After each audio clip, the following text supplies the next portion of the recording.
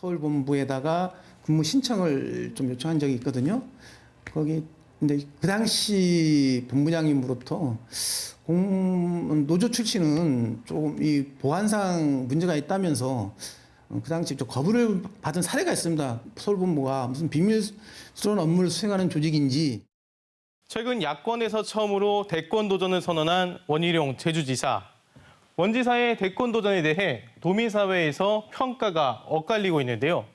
탐사K는 원지사의 대권 도전에 맞춰 대선 전초기지라는 눈총을 받아온 제주도 서울본부를 깊게 들여다봤습니다.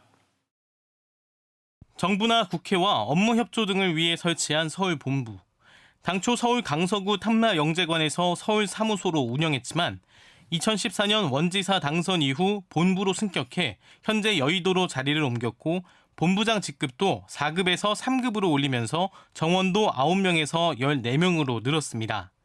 전국 시도 서울본부 가운데 유일한 3급 본부장이라는 지적과 함께 흔히 어쩌다 공무원이라는 임기제를 크게 늘려 정치적 낭인들의 안식처가 되는 것 아니냐는 지적도 불거졌지만 중앙절충 강화를 명분으로 확대됐습니다.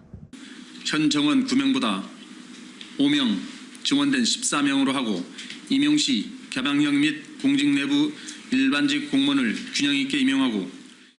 하지만 기대와 달리 시작부터 측근 챙기기 논란이 불거졌습니다.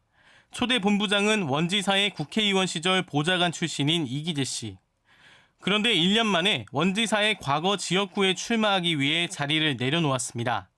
후임 본부장인 김일용 씨 역시 원지사의 선거를 도왔던 인물입니다.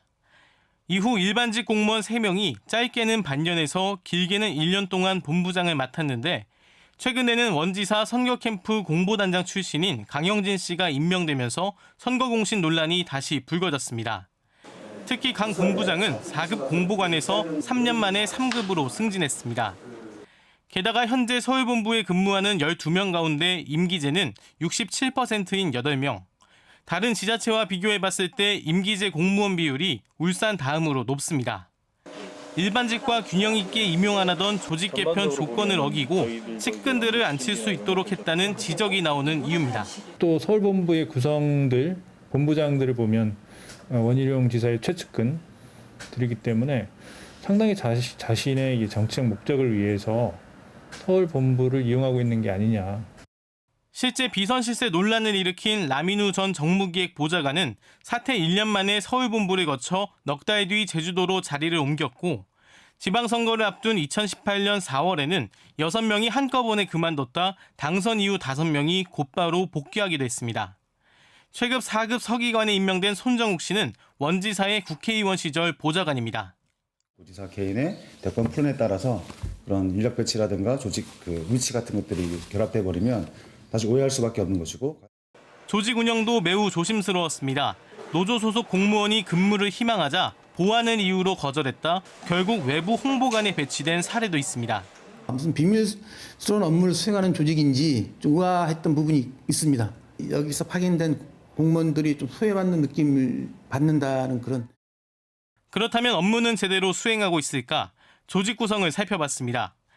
서울본부는 현재 행정지원과와 세종사무소, 그리고 임시직제인 국회협력팀과 대외협력팀으로 나뉘어 있습니다. 그런데 지금까지 국회와 대외협력팀에는 일반직을 배치한 적이 없습니다. 이 데이터베이스도 만들고 있지 않거든요.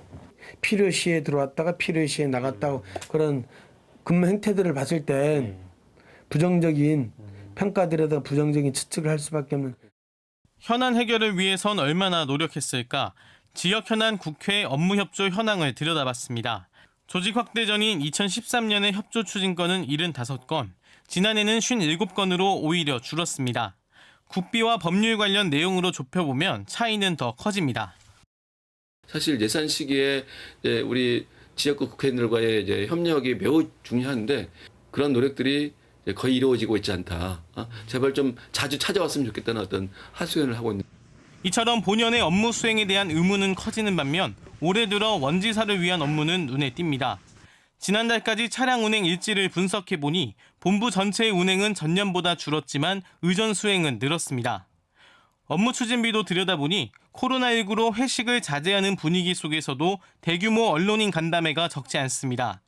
특히 대권 도전을 시사한 5월에는 전년보다 50% 넘게 언론인 간담회로 지출했고 이후에도 지출이 늘었습니다.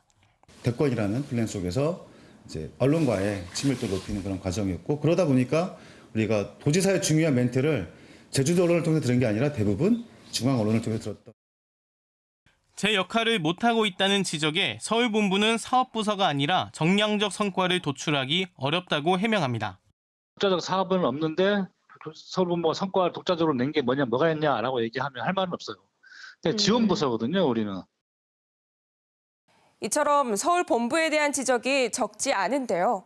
탐사K는 한 발짝 더 나아가 실제 어떻게 운영되고 있는지 살펴봤습니다. 그 결과 의미 있는 장면을 포착할 수 있었습니다. 최근 마포포럼에서 대권 도전을 공식화한 원지사.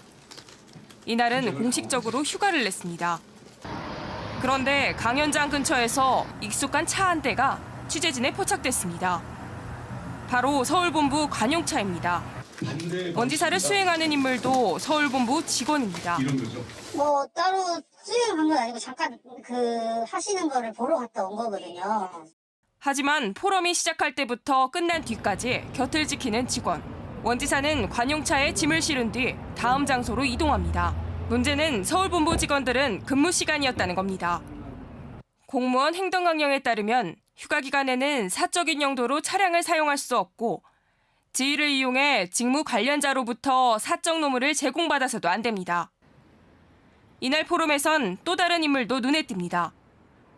바로 윤상일 전 국회의원으로 원지사가 주축인 코리아 비전 포럼의 공동 대표입니다.